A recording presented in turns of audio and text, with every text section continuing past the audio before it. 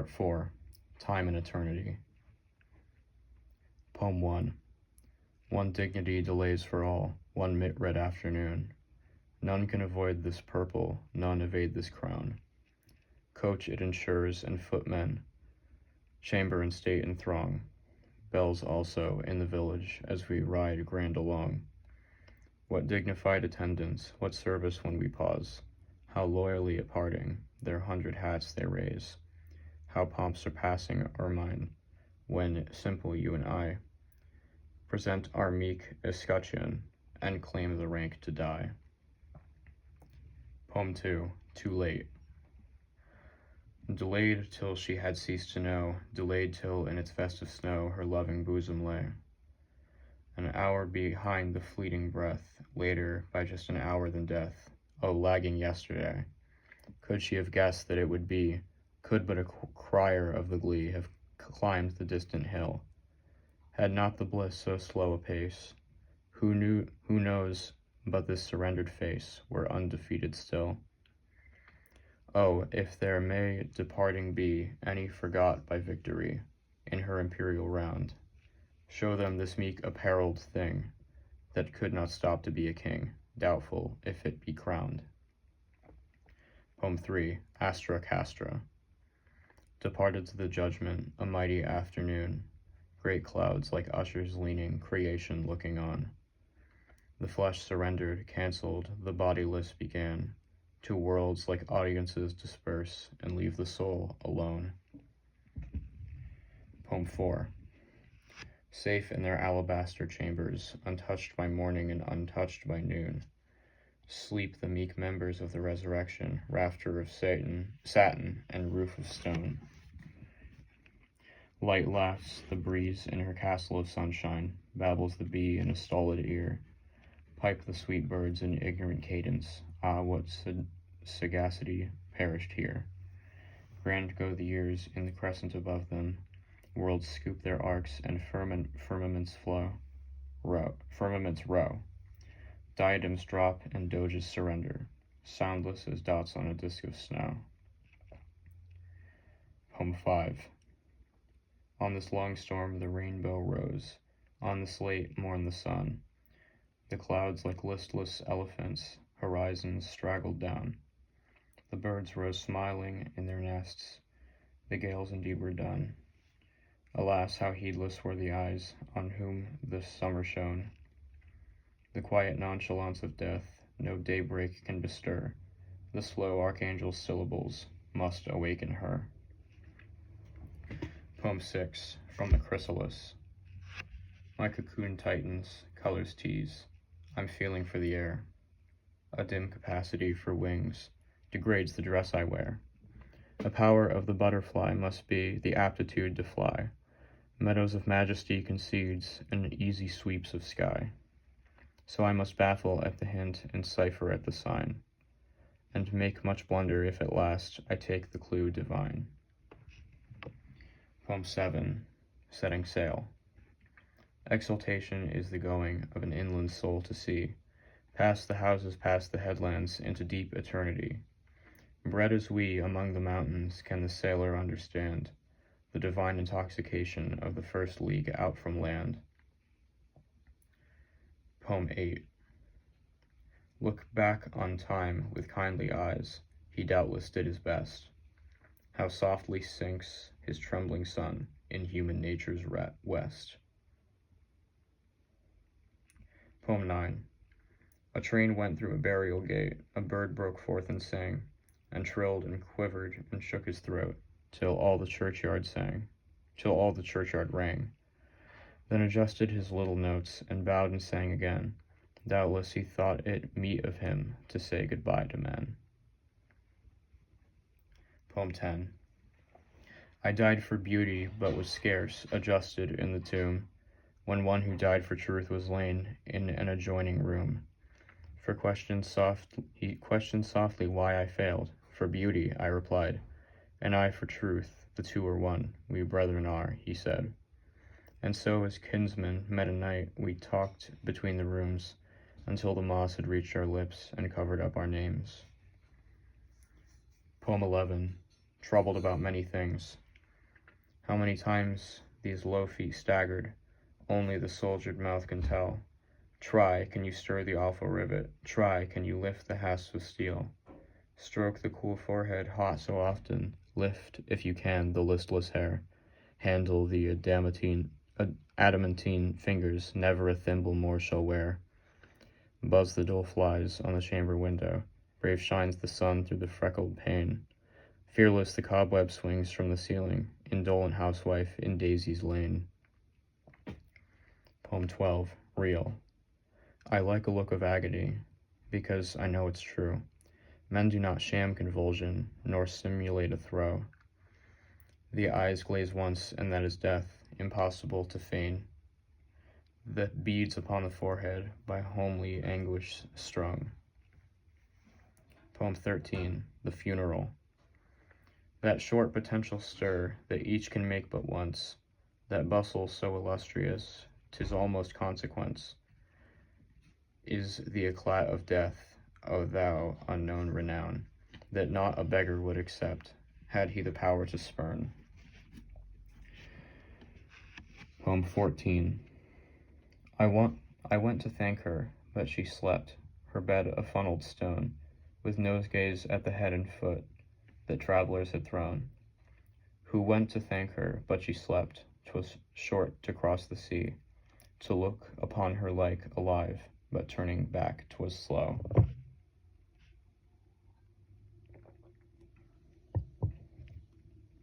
Poem 15. I've seen a dying eye run round and round a room, in search of something as it seemed the cloudier become, and then obscure with fog, and then be soldiered down. Without disclosing what it be, 'twere blessed to have seen. Poem 16, Refuge. The clouds their backs together laid, the north began to push. The forest galloped till they fell, the lightning skipped like mice, the thunder crumbled like a stuff. How good to be safe in tombs, where nature's temper cannot reach, nor vengeance never comes. Poem 17. I never saw a moor, I never saw the sea, yet know I how the heather looks, and what a wave must be. I never spoke with God, nor visited in heaven, yet certain am I of the spot, as if the chart were given. Poem 18, Playmates. God permits industrious angels afternoons to play. I met one, forgot my schoolmates, all for him straight away. God calls home the angels promptly at the setting sun. I missed mine, how dreary marbles, after playing crown. Poem 19. To know just how he suffered would be dear, to know if any human eyes were near, to whom he could entrust his wavering gaze, until it settled firm on paradise. To know if he was patient, part content, was dying as he thought, or different. Was it a pleasant day to die, and did the sunshine face his way? What was his furthest mind, of home or God, or what the distance say, at news that he ceased human nature on such a day? And wishes, had he any, just his sigh accented, had been legible to me, and was he confident until ill fluttered out in everlasting well? And if he spoke, what name was best, what first, what one broke off with at the drowsiest? Was he afraid, or tranquil might he know how consciousness could grow, till love that was and love too blessed to be, meet and the junction be eternity. Poem 20. The last night that she lived, it was a common night, except the dying, this to us made nature different. We know the smallest things overlooked before, by this great light upon our minds italicized as 'twere, that others could exist while she must finish quite. A jealousy for her arose, so nearly infinite. We waited while she passed, it was a narrow time, too jostled were our souls to speak, at length the notice came. She mentioned and forgot, then lightly as a reed, bent to the water, shivered scarce, consented, and was dead. And we placed the hair and drew the head erect, and then an awful leisure was our faith to regulate. Poem 21. The first lesson. Not in this world to see his face sounds long until I read the place where this is said to be, but just the primer to a life unopened rare upon the shelf, clasped yet to him and me. And yet my primer suits me so, I would not choose a book to know that than that be sweeter wise. Might someone else so learned be, and leave me just my ABC, himself could have the skies. Poem 22. The bustle in a house, the morning after death, is solemnest of industries enacted upon earth. The sweeping up the heart and putting love away, we shall not want to use again until eternity. Poem 23. I reason earth is short, and anguish absolute, and many hurt, but what of that? I reason we could die, the best vitality cannot excel decay, but what of that? I reason that in heaven somehow it will be even, some new equation given, but what of that?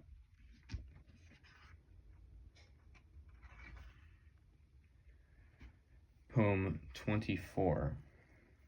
Afraid, of whom am I afraid? Not death, for who is he? The porter of my father's lodge, as much abasheth me. Of life, 'twere odd I fear a thing that comprehendeth me, in one or more existences at deity's decree. Of resurrection, is the east afraid to trust the morn, with her fastidious forehead as soon impeach my crown. Poem 25. Dying. The sun kept setting still, no hue of afternoon. Upon the village I perceived, from house to house 'twas noon. The dusk kept dropping still, no dew upon the grass, but only on my forehead stopped and wandered in my face. My feet kept drowsing still, my fingers were awake, yet why so little sound myself unto my seeming make? How well I knew the light before, I could not see it now. 'Tis dying I am doing, but I'm not afraid to know. Poem 26. Two swimmers wrestled on the spar until the morning sun, when one turned smiling to the land, O God, the other one. The stray ships passing spied a face upon the waters borne, with eyes in death still begging raised, and hands beseeching thrown. Poem 27. The Chariot. Because I could not stop for death, he kindly stopped for me. The carriage held but just ourselves and immortality.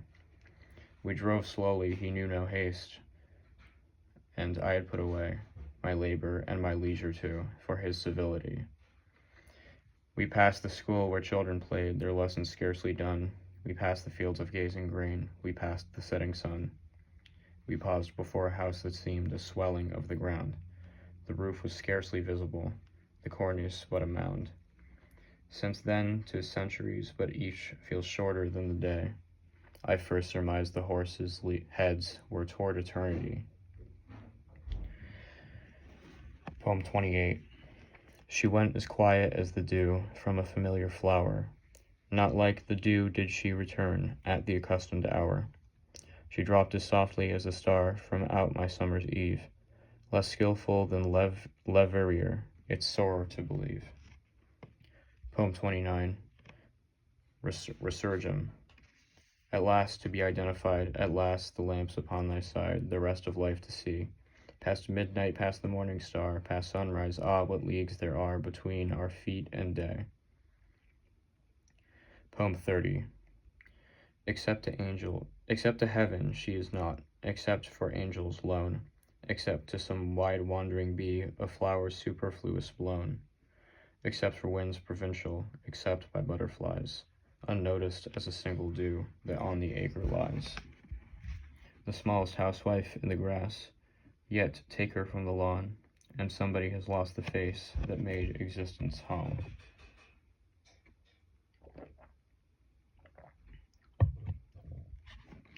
Poem 31.